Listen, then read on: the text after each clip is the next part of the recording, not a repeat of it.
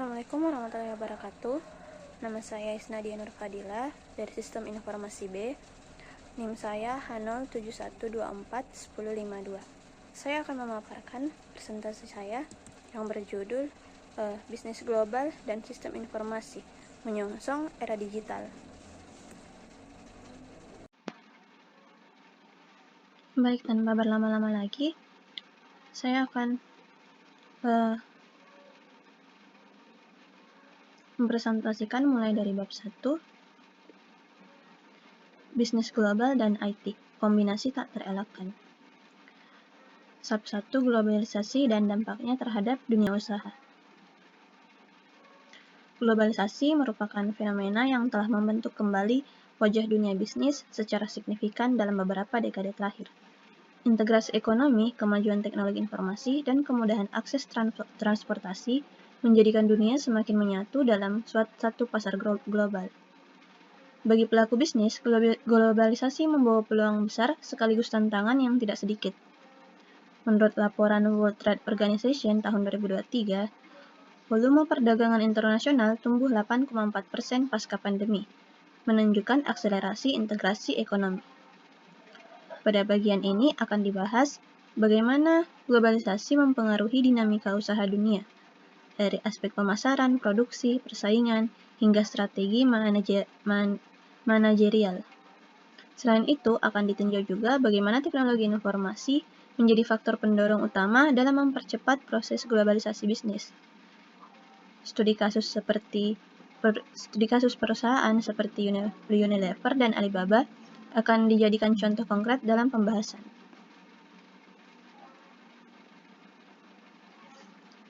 Yang pertama, perubahan lanskap pasar global.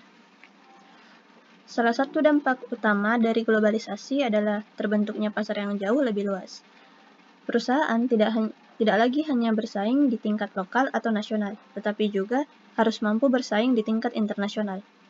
Produk-produk dari negara manapun kini bisa bersaing langsung dengan produk dalam negeri.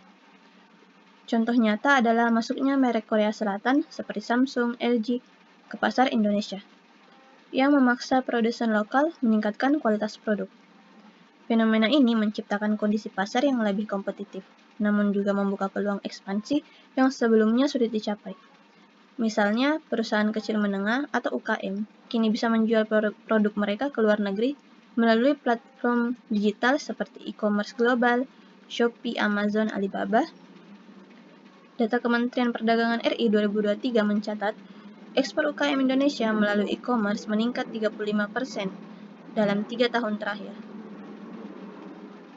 Namun, dengan terbukanya pasar internasional, perusahaan juga harus menyesuaikan produk dan layanannya dengan standar global. Hal ini menuntut peningkatan kualitas, efisiensi produksi, dan pelayanan yang lebih cepat. Contoh kegagalan adaptasi adalah kasus Carrefour di Jepang yang gulung tikar karena tidak memahami preferensi konsumen lokal yang mengutamakan produk segar dan layanan cepat. Bagian kedua ada dinamika kompetisi yang semakin ketat. Globalisasi mempertemukan pelaku usaha dari berbagai negara dalam satu arena persaingan. Perusahaan-perusahaan multinasional dengan sumber daya besar seringkali menjadi pemain dominan, menyulitkan pelaku lokal yang belum mampu beradaptasi dengan cepat. Apple dan Xiaomi misalnya menguasai 60% pasar smartphone di Indonesia. Sementara merek lokal seperti Evercost kesulitan bersaing. Perusahaan lokal dituntut untuk berinovasi secara berkelanjutan agar tidak tertinggal. Salah satu bentuk respon yang sering dilakukan adalah melalui kolaborasi, aliansi strategis, atau merger dan akuisisi. Contoh akses adalah Gojek dan Tokopedia yang bergabung menjadi Goto, menciptakan ekosistem digital terbesar di Indonesia. Kompetisi juga mendorong efisiensi biaya. Banyak perusahaan memindahkan pusat produksi ke negara-negara dengan biaya tenaga kerja lebih murah. Nike misalnya memproduksi 70% sepatunya di Vietnam dan Indonesia. Namun, hal ini menimbulkan polemik seperti PHK massal di negara asalnya yaitu Amerika Serikat dan isu eksploitasi buruh. Yang ketiga ada Peran teknologi informasi dalam globalisasi bisnis. Tanpa dukungan teknologi informasi atau TI, globalisasi bisnis tidak akan semasif sekarang. Teknologi telah mempercepat arus informasi, memperlancar komunikasi lintas negara, dan memungkinkan sistem kerja jarak jauh. Zoom dan Microsoft Teams misalnya, menjadi tulang punggung rapat lintas negara selama pandemi. Email, video conference, cloud computing, serta sistem ERP, Enterprise Resource Planning, telah memperkuat koordinasi lintas lokasi geografis. E-commerce juga mengubah cara perusahaan berinteraksi dengan konsumen di berbagai belahan dunia. Amazon mencatat 40% penjualan dari luar Amerika Serikat, sementara Shopee sukses berekspansi ke Brazil dan Meksiko. Selain itu, Big Data dan Artificial Intelligence atau AI mulai digunakan untuk menganalisis tren pasar lokal, perilaku konsumen, hingga pengambilan keputusan berbasis prediksi. Unilever menggunakan AI untuk memprediksi tren konsumen di 190 negara. TI bukan hanya alat pendukung, tetapi menjadi inti dari strategi bisnis modern di era global.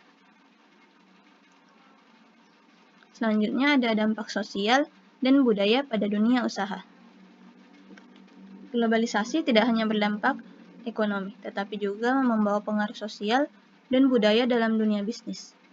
Perusahaan perlu memahami nilai-nilai budaya lokal agar bisa diterima di pasar baru. Kampanye pemasaran misalnya, harus menyesuaikan bahasa, simbol, bahkan warna yang digunakan, karena setiap budaya memiliki makna yang berbeda-beda. Kegagalan memahami aspek ini bisa menyebabkan kesalahpahaman hingga kegagalan produk di pasar asing. Sebaliknya, globalisasi juga mendorong adopsi nilai-nilai universal seperti keberagaman, eksklusivitas, dan keberlanjutan. Perusahaan dituntut untuk tidak hanya berorientasi pada keuntungan, tetapi juga menunjukkan tanggung jawab sosial.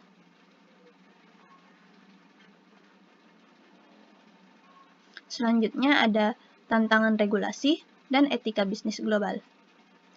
Setiap negara memiliki sistem hukum dan regulasi yang berbeda. Ketika perusahaan beroperasi secara global, mereka harus memahami dan mematuhi berbagai regulasi lokal, dari perpajakan, ketenaga kerjaan, sampai hak kekayaan intelektual. Ketaatan terhadap standar etika juga menjadi isu krusial. Isu-isu seperti eksploitasi tenaga kerja, pelanggaran HAM, dan pencemaran lingkungan menjadi sorotan utama masyarakat global. Perusahaan dituntut untuk menjalankan praktik bisnis yang transparan dan berkelanjutan. Hal ini mendorong pentingnya penerapan prinsip good corporate governance dan pelaporan keberlanjutan sebagai produk akuntabilitas perusahaan secara global.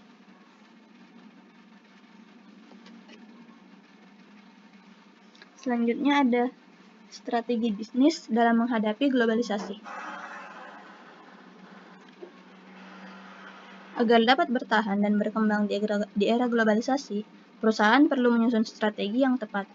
Strategi yang umum diterapkan antara lain adaptasi produk, yaitu menyesuaikan produk dan layanan agar sesuai dengan preferensi lokal. Yang kedua ada diversifikasi pasar, di mana pasar tidak bergantung pada satu wilayah pasar saja. Kemudian ada aliansi strategis, bekerja sama dengan perusahaan lokal untuk memperluas jangkauan. Dan yang terakhir ada transformasi digital, mengadopsi TI untuk efisiensi dan inovasi berkelanjutan. Kemudian ada wawasan global dan fleksibilitas kunci sukses. Pemimpin bisnis juga perlu memiliki wawasan global, kemampuan komunikasi antar budaya, serta fleksibilitas dalam menghadapi perubahan cepat. Intinya, globalisasi telah membawa dunia bisnis ke dalam babak baru yang penuh dengan tantangan sekaligus peluang.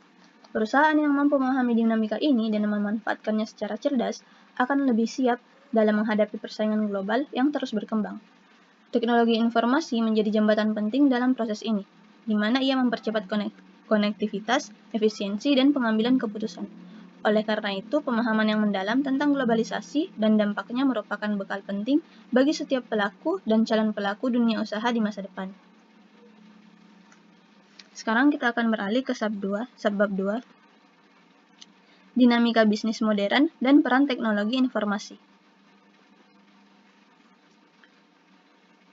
Bisnis modern berada dalam lingkungan yang sangat dinamis. Perubahan global, teknologi yang berkembang pesat, serta ekspektasi pelanggan yang terus berubah menuntut perusahaan untuk selalu beradaptasi. Dalam bab ini akan dibahas bagaimana dinamika bisnis modern mendorong perusahaan untuk mengintegrasikan teknologi informasi sebagai bagian dari strategi bisnis.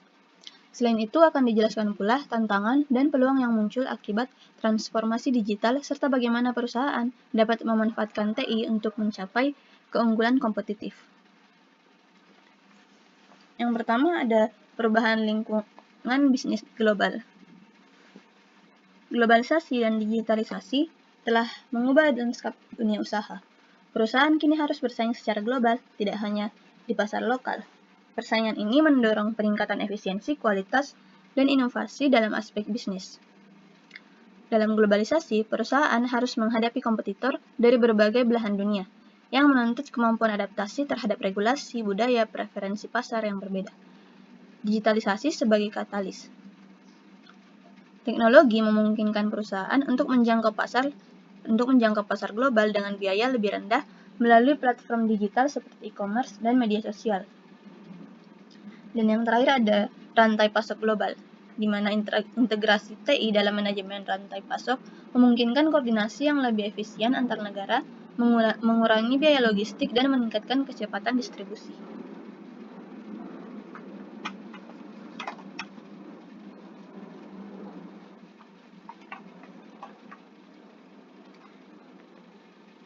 Terus yang kedua ada perkembangan model bisnis digital. Model bisnis tradisional telah bergeser ke arah digital. E-commerce, vintage, dan gig economy adalah beberapa contoh transformasi model bisnis yang didorong oleh TI. Bisnis kini tidak hanya menjual produk, tetapi juga pengalaman pelanggan yang didukung oleh data dan sistem informasi.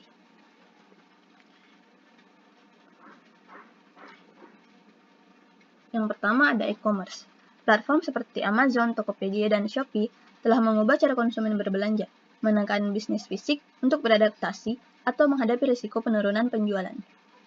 Kemudian contoh kedua ada vintage. Layanan keuangan digital seperti mobile banking, dompet digital, dan pinjaman online memberikan alternatif yang lebih cepat dan mudah diakses dibandingkan layanan perbankan konvensional.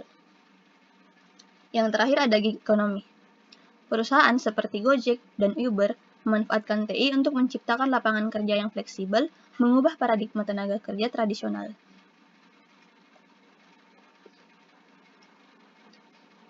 Yang ketiga ada ekspektasi konsumen dan personalization. Konsumen modern mengharapkan layanan yang cepat, mudah diakses, dan sesuai dengan kebutuhan personal mereka. Teknologi informasi memungkinkan perusahaan memanfaatkan data konsumen untuk memberikan layanan yang dipersonalisasi, meningkatkan kepuasan dan loyalitas pelanggan. Misalnya data-driven.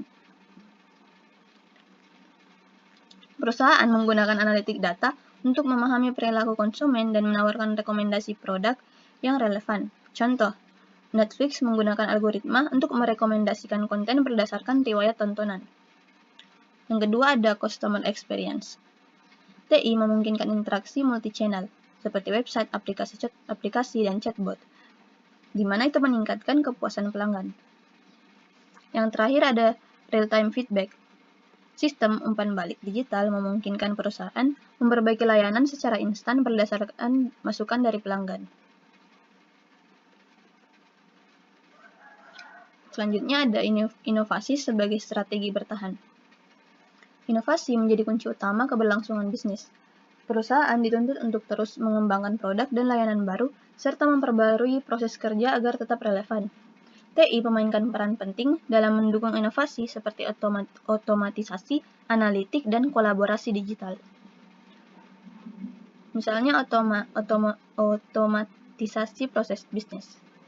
Robotik dan AI menggantikan tugas repetitif, meningkatkan efisiensi operasional. Selanjutnya ada analitik big data. Perusahaan dapat mengidentifikasi tren pasar dan peluang bisnis baru melalui pengolahan data skala besar. Terakhir ada kolaborasi digital.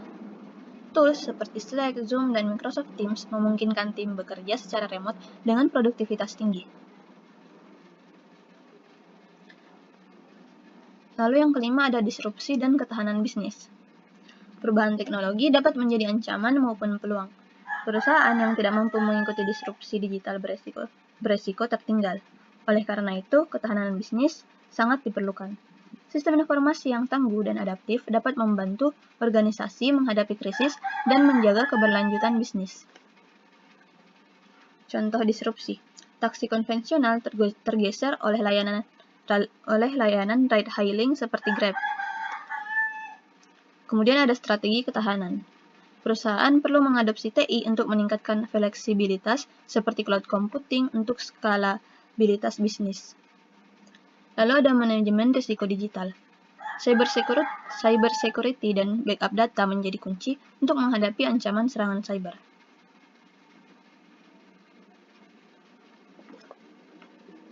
Kemudian ada peran strategis TI dalam pengambilan keputusan. Data yang diolah melalui sistem informasi memberikan wawasan strategis bagi manajemen. Analisis data membantu perusahaan membuat keputusan yang lebih cepat, akurat, dan berdasarkan bukti. TI juga memungkinkan simulasi skenario dan evaluasi kinerja secara real-time. Misalnya Business Intelligence, tools seperti Tableau dan Power BI membantu visualisasi data dan analisis yang lebih mudah. Kemudian ada predictive analytics. Machine learning memprediksi tren pasar dan perilaku konsumen di masa depan. Yang terakhir ada real-time reporting. Sistem ERP memungkinkan pelacakan kinerja bisnis secara real-time. Kemudian ada tantangan implementasi TI dalam bisnis. Meskipun TI menawarkan banyak manfaat, implementasinya tidak selalu mudah. Contohnya ada biaya tinggi. Investasi infrastruktur TI seperti server, software, dan pelatihan bisa menjadi penghalang bagi UMKM. Belum lagi ada kesenjangan digital, di mana tidak semua karyawan atau pelaku bisnis memiliki literasi digital yang memadai. Dan terakhir ada keamanan data. Kebocoran data dan serangan cyber menjadi risiko yang harus dikelola dengan baik. Studi kasus perusahaan yang sukses beradaptasi dengan TI, yaitu yang pertama ada Amazon, di mana ia menggunakan AI dan otomatisasi gudang untuk efisiensi logistik. Kemudian ada Tesla, di mana ia memanfaatkan teknologi IoT untuk pembaruan software kendaraan secara wireless.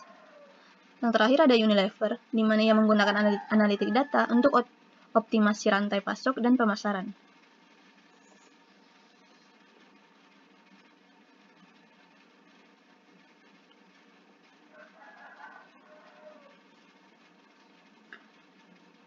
Intinya, dinamika bisnis modern menuntut perusahaan untuk selalu siap berubah, di mana teknologi informasi bukan hanya alat bantu operasional, tetapi juga komponen strategis dalam menjawab tantangan dan memanfaatkan peluang bisnis. Dengan integrasi TI yang baik, perusahaan dapat mencapai efisiensi, inovasi, dan keunggulan yang kompetitif.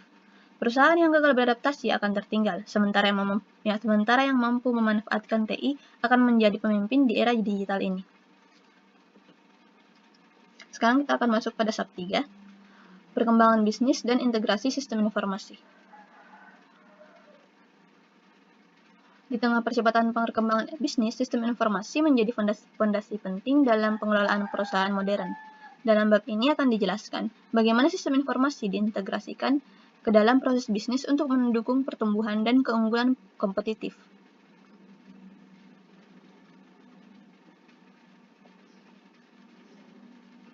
Definisi sistem informasi dalam bisnis.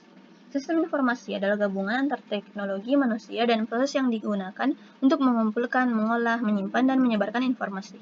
Dalam bisnis, sistem ini membantu meningkatkan efisiensi dan mendukung pengambilan keputusan di berbagai level organisasi.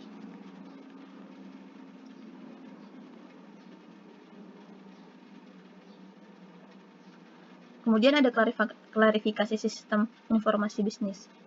Terdapat berbagai jenis sistem informasi yang mendukung fungsi bisnis. Contohnya ada TPS atau Transaction Processing System untuk mencatat transaksi harian. Kemudian ada MIS, Management Information System, untuk laporan dan kontrol manajerial. Yang ketiga ada DSS, Decision Support System, untuk pengambilan keputusan. Yang keempat ada IRP, Enterprise Resource Planning, sebagai sistem terintegrasi yang terintegrasi semua fungsi bisnis. Selanjutnya ada CRM, Customer Relationship Management, untuk manajemen hubungan pelanggan. Yang terakhir ada SCM, Supply Chain Management, di mana itu untuk mengelola rantai pasok. Yang ketiga ada sistem informasi sebagai pendukung strategi bisnis. Sistem informasi membantu perusahaan menyusun dan mengimplementasikan strategi bisnis. Contohnya melalui data pelanggan. Perusahaan bisa mengembangkan produk baru yang lebih sesuai pasar. Dengan sistem informasi, perusahaan dapat merespon perubahan pasar lebih cepat dan tepat. Lalu ada efisiensi operasional melalui otomatisasi. Proses bisnis seperti akuntansi, produksi, dan manajemen SDM kini banyak diotomatisasikan melalui software sistem informasi. Hal ini mengurangi kesalahan manusia, mempercepat alur kerja, dan menghemat biaya operasional. Yang kelima ada analisis data dan business intelligence. Sistem informasi memungkinkan pengumpulan dan analisis data dalam jumlah besar. Business intelligence memanfaatkan data ini untuk menggali wawasan bisnis, memprediksi tren, dan membuat keputusan berdasarkan data-driven decision making. Lantas yang terakhir ada tantangan integrasi sistem informasi. Integrasi SI ke dalam bisnis tidak selalu mudah. Tantangannya seperti meliputi penolakan karyawan terhadap perubahan, biaya dan waktu implementasi, ketidaksesuaian sistem dengan kebutuhan bisnis. Solusinya antara lain melalui pelatihan, komunikasi efektif, dan penggunaan sistem yang fleksibel dan modular. Pada penutupnya, intinya adalah sistem informasi merupakan elemen penting dalam pertumbuhan bisnis modern. Integrasi sistem informasi yang tepat memungkinkan perusahaan beroperasi lebih efisien, kompetitif, dan responsif terhadap perubahan. Dengan dukungan sistem yang baik, perusahaan dapat mengambil keputusan strategis secara lebih efektif dan adaptif.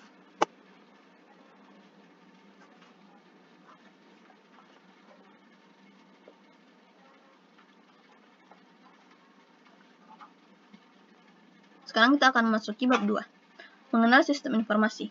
Kunci pengelolaan informasi di era digital.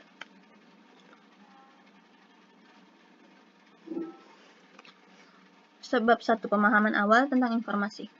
Tentang sistem informasi. Dalam era digital yang serba cepat, informasi menjadi salah satu aset paling berharga bagi organisasi. Namun, untuk dapat memanfaatkan informasi secara maksimal, diperlukan suatu sistem yang dapat mengelola, mengolah, dan menyajikannya dengan efektif. Sistem informasi hadir sebagai jawaban atas kebutuhan tersebut. Pada sebab ini, kita akan membahas secara mendalam mengenai apa itu sistem informasi, mengapa penting, dan bagaimana peranannya dalam mendukung kegiatan organisasi modern. Yang pertama ada definisi sistem informasi.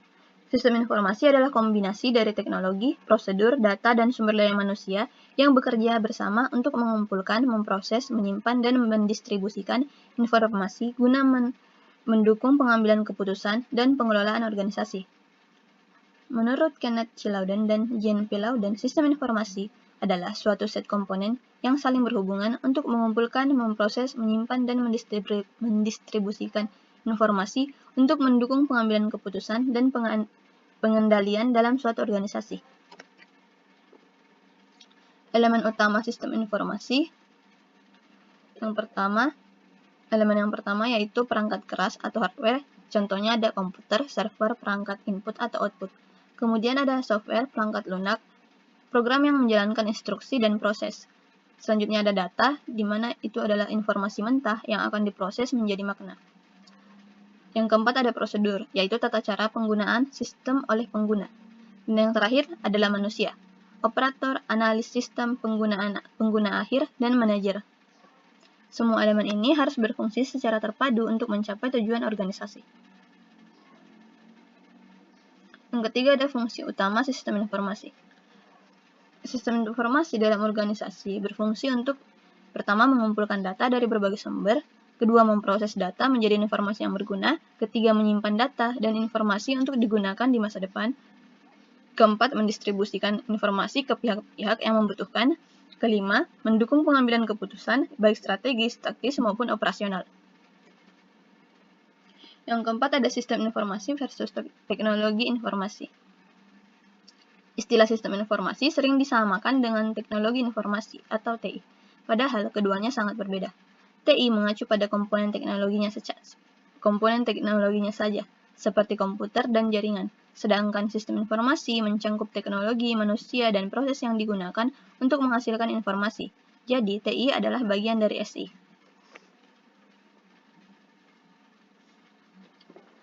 Selanjutnya ada peran sistem informasi dalam organisasi. Sistem informasi memegang peranan penting dalam membantu organisasi mencapai efisiensi dan efektivitas. SI memungkinkan organisasi untuk pertama, mengotomatisasi proses bisnis. Kemudian mengelola data dan informasi secara terpusat. Ketiga, memberikan laporan dan analisis untuk pengambilan keputusan.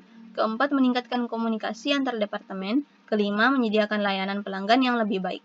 Tanpa sistem informasi, organisasi akan kesulitan dalam mengelola data yang semakin kompleks dan dinamis. Selanjutnya ada evolusi sistem informasi. Sistem informasi telah berkembang dari sekedar alat bantu administratif menjadi sistem strategis yang mendukung keunggulan kompetitif. Perkembangan ini dapat dibagi menjadi beberapa tahap, yaitu era komputasi awal, di mana fokus pada otomatisasi, perhitungan, dan akuntansi. Kemudian era sistem informasi manajemen, fokus pada penyediaan laporan manajerial. Lalu ada era sistem pendukung keputusan, fokus pada bantuan dalam pengambilan keputusan, dan yang terakhir ada era sistem strategis, di mana itu fokus pada menciptakan keunggulan kompetitif melalui TI. Kemudian kita masuk pada bagian contoh penggunaan sistem informasi. Beberapa contoh penerapan sistem informasi dalam kehidupan nyata antara lain, sistem informasi akademik, di mana di universitas untuk mengelola data mahasiswa. Kemudian ada sistem point of sale atau POS, di toko retail atau untuk mencatat transaksi. Kemudian ada sistem informasi manajemen rumah sakit untuk mencatat riwayat pasien dan jadwal dokter. Dan contoh yang terakhir ada Enterprise Resource Planning atau ERP di perusahaan besar untuk mengintegrasikan semua proses bisnis. Memahami sistem informasi adalah langkah awal untuk menguasai bagaimana organisasi modern bekerja di era digital. Dengan mengetahui elemen, fungsi, dan peranannya, kita dapat melihat bahwa sistem informasi bukan hanya urusan teknologi, tetapi juga tentang bagaimana informasi dikelola secara strategis. Di babak berikutnya, kita akan membahas lebih jauh tentang jenis-jenis sistem informasi dan bagaimana integrasinya mendorong keberhasilan bisnis.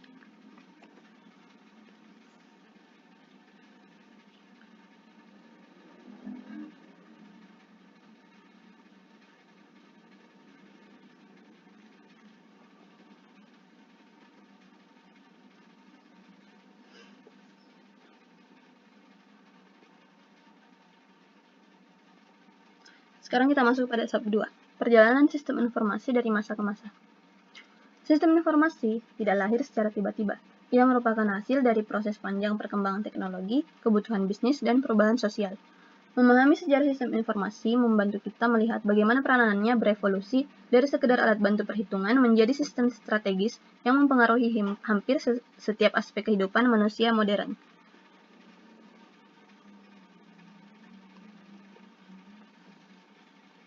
Yang pertama ada era awal komputasi. Pada era ini, komputer pertama diciptakan untuk keperluan militer dan sains. Komputer seperti ENIAC pada tahun 1946 digunakan untuk melakukan perhitungan matematis kompleks. Fokus utama sistem informasi pada masa ini adalah otomatisasi perhitungan dan penyimpanan data dasar. Kemudian ada era sistem informasi manajemen tahun 1960 sampai 1980. Di mana saat komputer mulai masuk ke dunia bisnis, muncullah konsep sistem informasi manajemen atau SIM. SIM ini berfungsi untuk menghasilkan laporan rutin bagi manajer. Fokusnya adalah mendukung efisiensi operasional dan manajemen menengah. Selanjutnya ada era sistem pendukung keputusan tahun 1980 sampai 1990. Kebutuhan akan analisis yang lebih kompleks melahirkan sistem pendukung keputusan, Decision Support System atau DSS, Sistem ini membantu manajer membuat keputusan berdasarkan analisis data dan model statistik. Kemudian ada era jaringan dan enterprise, tahun 1990 sampai 2000. Dengan berkembangnya jaringan komputer dan internet, muncullah sistem seperti ERP, Enterprise Resource Planning. Sistem ini mengintegrasikan semua proses bisnis dalam satu platform. Intranet juga mulai digunakan secara luas di perusahaan. Kemudian ada sistem informasi strategis dan e-business tahun 2000 sampai 2010. Organisasi ini mulai melihat sistem informasi sebagai alat untuk keunggulan kompetitif. SI tidak hanya mendukung operasional, tetapi juga strategi bisnis. E-business dan e-commerce mulai berkembang pesat. Kemudian ada era cloud, mobile, dan big data. Dimulai dari 2010 sampai sekarang. Perkembangan cloud computing memungkinkan akses sistem dari mana saja. Mobile apps membantu sistem informasi menjadi portable. Big data dan AI mulai masuk ke dalam sistem informasi untuk analisis prediktif dan otomatisasi. Perjalanan sistem informasi mencerminkan evolusi kebutuhan organisasi dan masyarakat. Dari alat bantu hitung menjadi sistem pengambil keputusan, SI terus berkembang seiring teknologi dan zaman. Sekarang kita masuk pada bab 3, elemen kunci sistem informasi. Sistem informasi terdiri dari beberapa elemen penting yang saling terintegrasi. Elemen-elemen ini bekerja bersama untuk memproses data menjadi informasi yang bermakna dan bermanfaat bagi pengambilan keputusan dalam organisasi.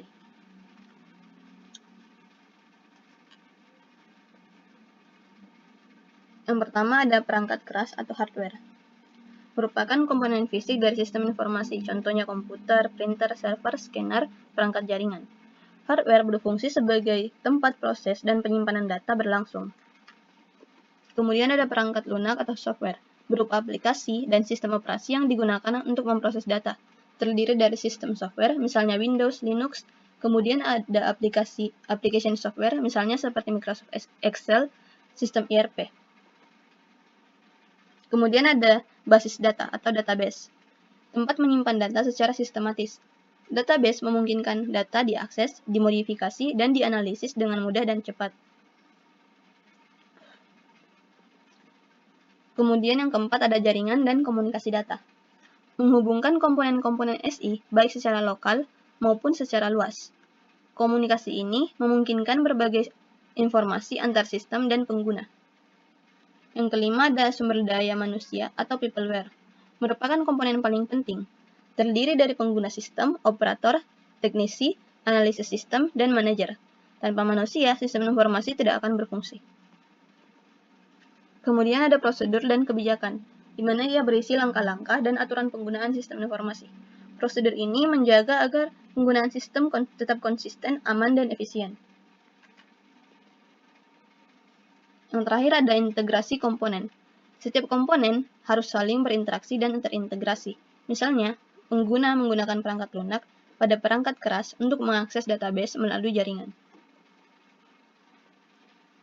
Jadi, memahami elemen-elemen sistem informasi penting agar kita bisa merancang, mengelola, dan mengembangkan sistem yang efektif. Setiap komponen memiliki peran yang tidak dapat digantikan oleh yang lain.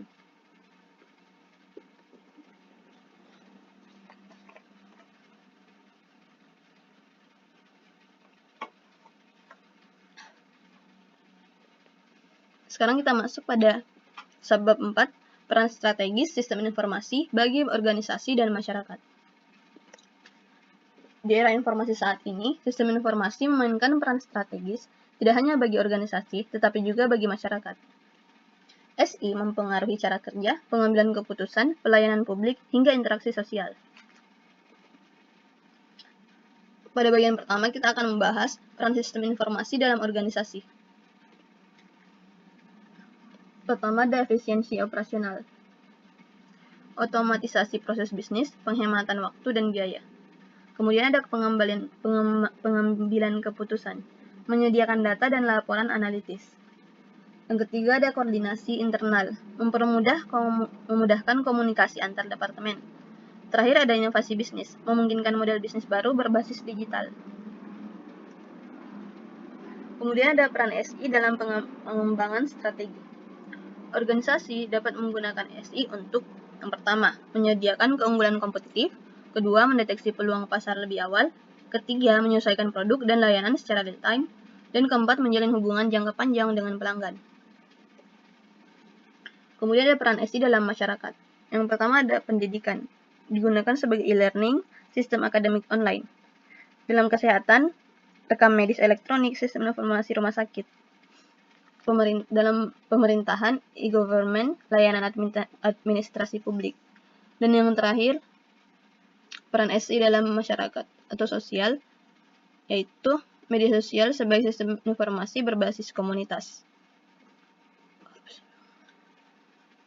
Yang keempat ada risiko dan tantangan SI. Yang pertama ada ketergantungan terhadap teknologi. Kedua, masalah privasi dan keamanan data. Dan ketiga, kesenjangan digital. Dan sebaliknya ada dampak positif sistem informasi. Yang pertama, akses informasi menjadi lebih cepat. Kedua, peningkatan produktivitas. Ketiga, transparansi dan akuntabilitas. Dan keempat, peningkatan kualitas layanan. Sistem informasi bukan lagi sekedar alat bantu administratif.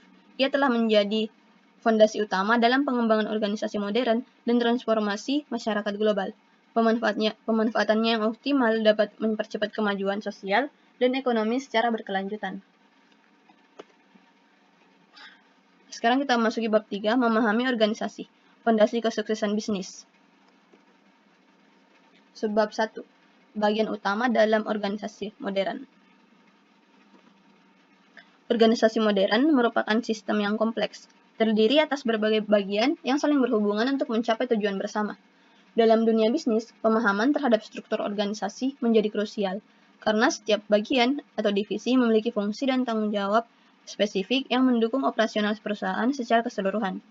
Tanpa struktur yang jelas, koordinasi antar bagian akan sulit tercapai dan produktivitas bisa menurun. Pertama, bagian manajemen. Divisi ini bertanggung jawab atas perencanaan strategis, pengambilan keputusan, dan pengawasan terhadap jalannya organisasi. Manajemen dibagi menjadi beberapa tingkatan. Pertama, manajemen puncak, yaitu top level. Kemudian menengah, middle level, dan operasional, low level, di mana masing-masing tingkatan memiliki fokus tugas yang berbeda.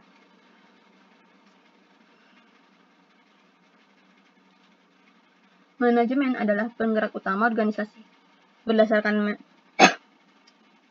teori manajemen levels oleh Henry Fayol, terdapat hierarki, di mana manajemen puncak atau top level itu terdiri dari CEO dan direktur, fokus pada visi jangka panjang dan kebijakan strategis, contoh keputusan ekspansi pasar oleh CEO Tesla.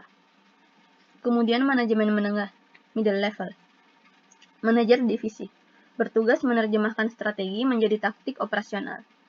Yang ketiga ada manajemen operasional atau low level, yaitu supervisor, mengawasi pekerjaan harian.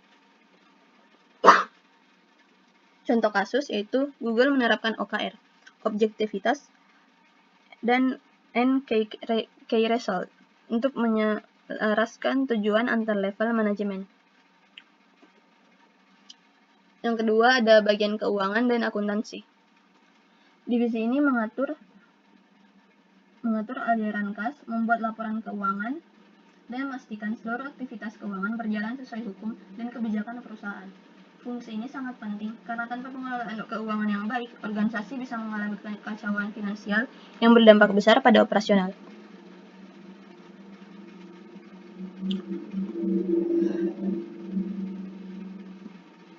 Kemudian ada divisi pemasaran, juga merupakan bagian vital dalam organisasi modern. Divisi ini bertugas mempromosikan produk atau jasa, membangun merek, serta mengidentifikasi kebutuhan dan keinginan pasar. Tim pemasaran bekerja erat dengan bagian produksi untuk memastikan bahwa produk yang dibuat sesuai dengan permintaan konsumen.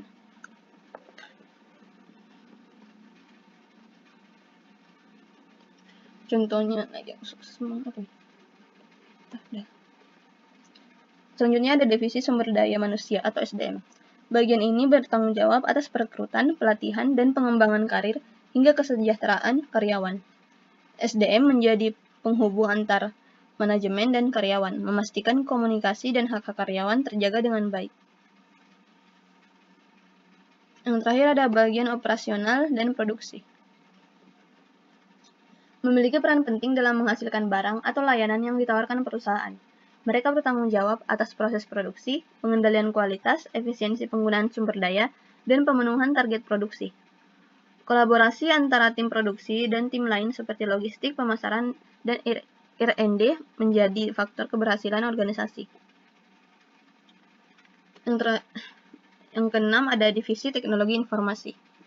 Di era digital, TI bukan hanya sekedar penyedia perangkat keras dan lunak, tetapi menjadi enabler utama dalam inovasi dan otomatisasi proses bisnis.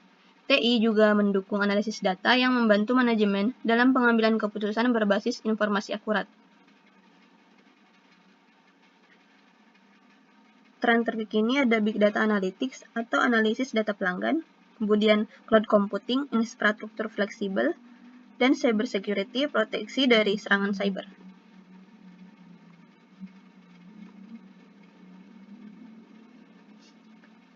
Kemudian ada divisi riset dan pengembangan atau R&D. Divisi ini tidak kalah penting, terutama dalam perusahaan berbasis inovasi.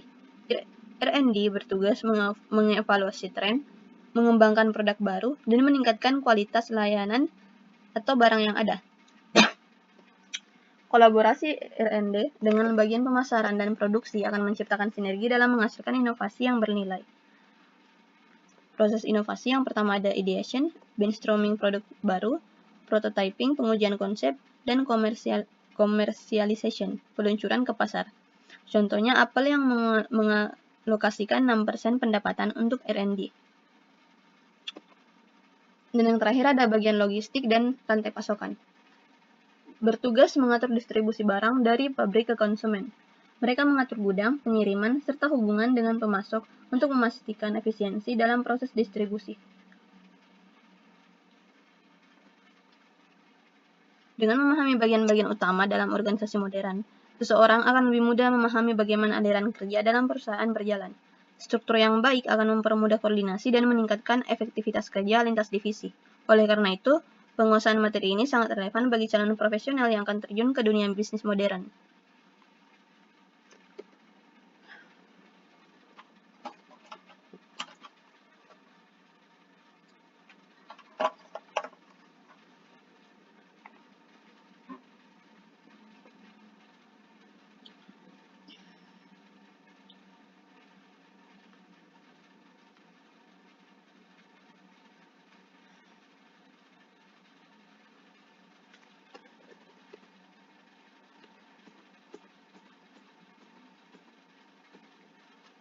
Sekarang kita akan memasuki bab 4, transformasi digital melalui sistem informasi berbasis komputer.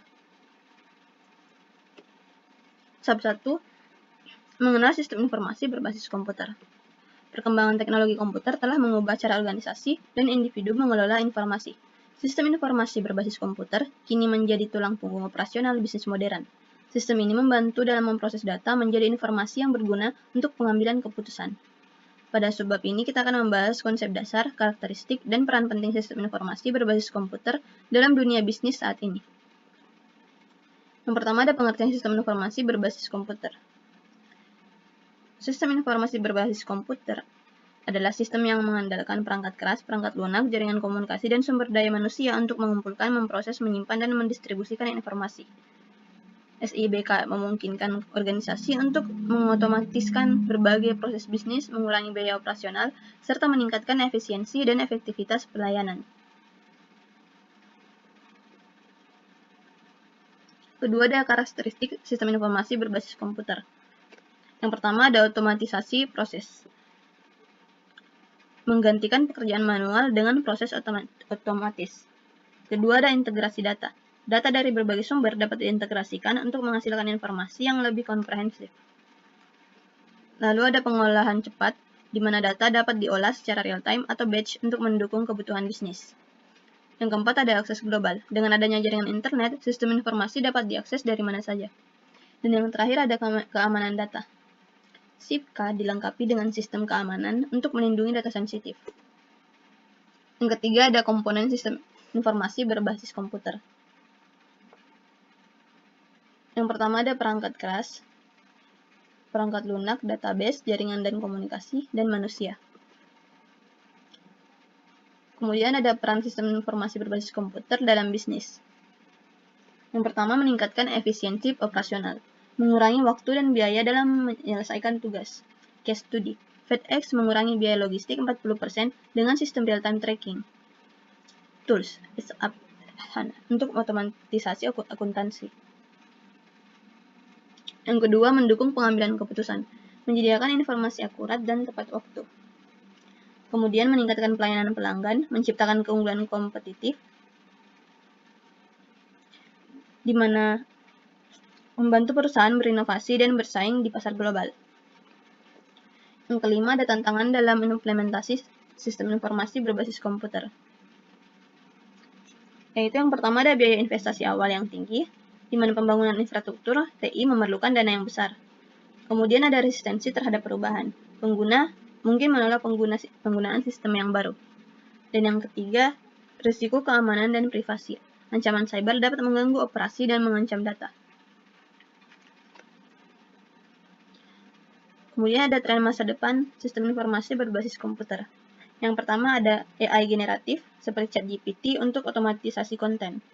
Yang kedua ada digital twins, di mana simulasi pabrik di dunia virtual, contoh Siemens.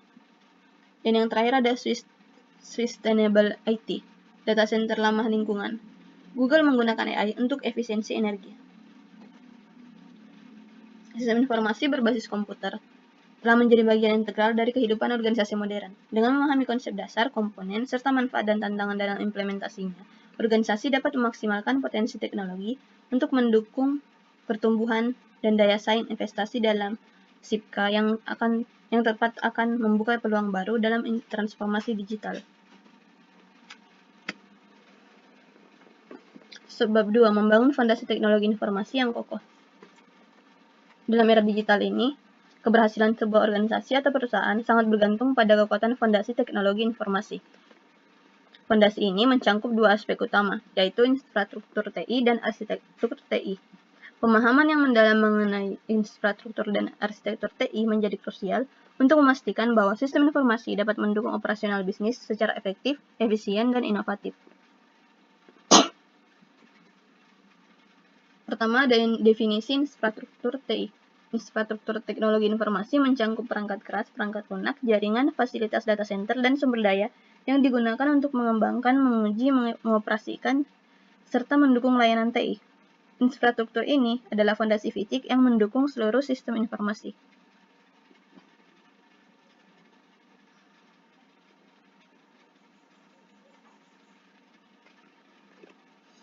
Kemudian ada komponen-komponen infrastruktur TI. Yang pertama ada perangkat keras, perangkat lunak, jaringan dan komunikasi, data center dan cloud service. Kemudian ada sumber daya manusia. Selanjutnya ada definisi arsitektur TI. Arsitektur teknologi informasi merujuk pada rancangan struktural yang mendefinisikan bagaimana semua komponen TI diorganisasikan untuk mendukung kebutuhan bisnis. Arsitektur ini mencangkup arsitektur data, arsitektur aplikasi, dan arsitektur teknologi.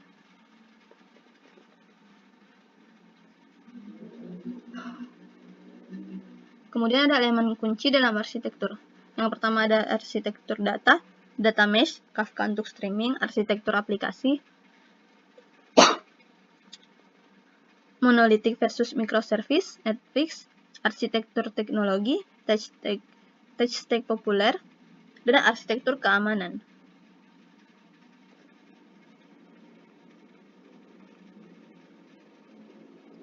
Hubungan antara infrastruktur dan arsitektur, yaitu infrastruktur atau elemen fisik, arsitektur, strategi pengorganisasian, contohnya Unilever, hybrid multi-cloud, yang menciptakan efisiensi lebih dari 35%.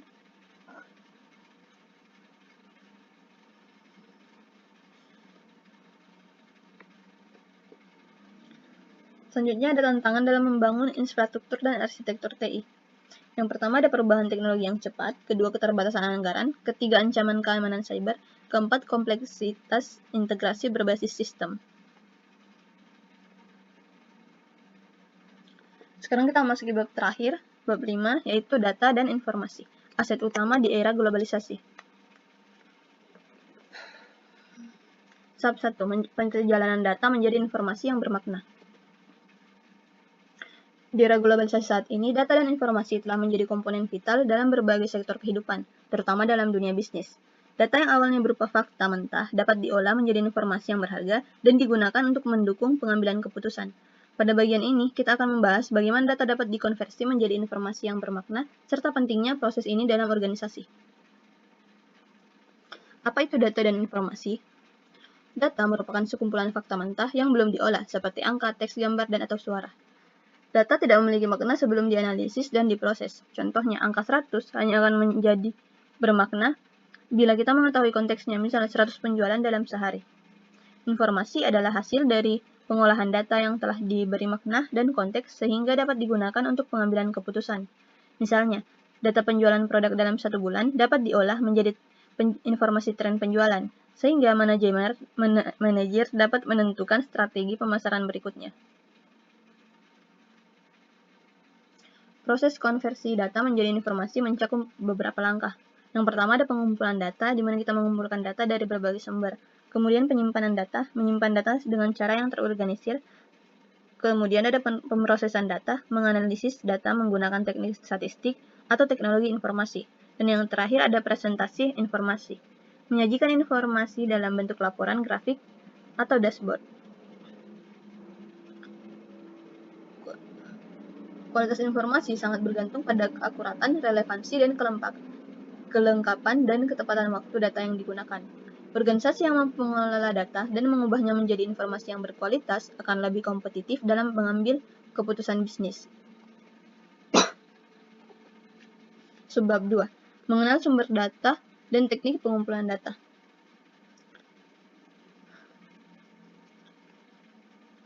Sumber data. Ada 2 jenis, yaitu sumber data internal, di mana ia berasal dari dalam organisasi seperti laporan keuangan, catatan pelanggan, inventaris, data produksi, dan data karyawan. Sedangkan sumber data eksternal berasal dari luar organisasi seperti data pasar, laporan industri, data pemerintah, tren media sosial, dan laporan riset. Kemudian ada teknik pengumpulan data, meliputi observasi, yaitu mengumpulkan data melalui pengamatan langsung terhadap aktivitas atau proses. Lalu ada wawancara, mengumpulkan informasi dengan melakukan tanya jawab langsung, kuesioner, menggunakan formulir yang diisi oleh responden untuk mengumpulkan data dalam jumlah besar. Yang keempat ada dokumentasi, mengumpulkan data dari dokumen atau catatan yang sudah ada. Dan yang terakhir ada sensor dan IoT, menggunakan alat teknologi seperti sensor untuk mengumpulkan data secara otomatis. Penting untuk memastikan bahwa data yang dikumpulkan akurat, relevan, dan dapat dipercaya. Proses validasi data juga menjadi penting untuk menghindari kesalahan analisis yang dapat berdampak pada keputusan organisasi. Sekarang kita masuk ke sebab 3, mengungkap keunggulan pendekatan database. Dalam dunia yang serba digital saat ini, pendekatan tradisional dalam menyimpan data sudah tidak memadai lagi. Pendekatan database hadir sebagai solusi inovatif dalam pengelolaan data yang lebih sistematis dan efisien. Di bagian ini kita akan membahas bagaimana berbagai keuntungan dari penggunaan database dalam organisasi. Keuntungan pendekatan database. Yang pertama ada efisiensi pengelolaan data, keamanan data, integrasi data, akses bersama, serta skalabilitas. Contoh nyata penggunaan database adalah sistem reservasi hotel, di mana semua data pemesanan, ketersediaan kamar, dan informasi pelanggan dikelola dalam satu sistem yang terintegrasi.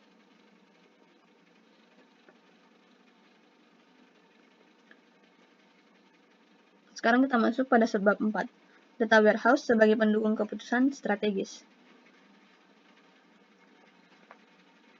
Data warehouse adalah sistem penyimpanan data yang dirancang khusus untuk query dan analisis, bukan untuk memproses transaksi sehari-hari. Data diambil dari berbagai sumber operasional dan diolah menjadi satu repositori tunggal. Proses utama dalam data warehouse meliputi, pertama, extract, transform, download, atau ETL, mengambil data dari berbagai sumber, mengubahnya agar konsisten, lalu memuatnya ke dalam warehouse. Kedua, ada penyimpanan terstruktur. Data disimpan dalam format yang memungkinkan analisis cepat dan mendalam. Dan yang terakhir, OLAP atau Online Analytical Processing, teknologi yang memungkinkan pengguna melakukan analisis multidimensi terhadap data. Keuntungan data warehouse meliputi mendukung analisis proses, meningkatkan kecepatan pengambilan keputusan, dan yang terakhir, integrasi data.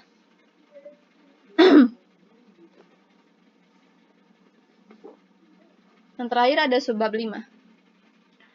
Menjelajahi konsep pengetahuan dalam organisasi.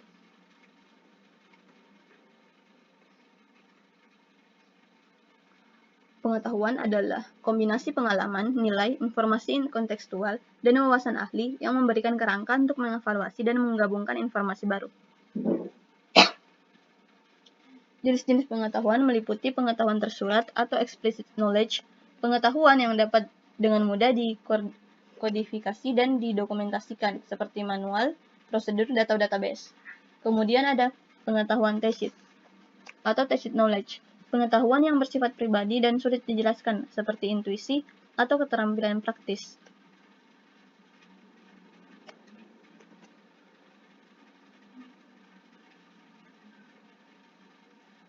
Peran pengetahuan dalam organisasi itu meningkatkan inovasi, meningkatkan efisiensi, mendukung keputusan strategis, dan terakhir menciptakan keunggulan kompetitif.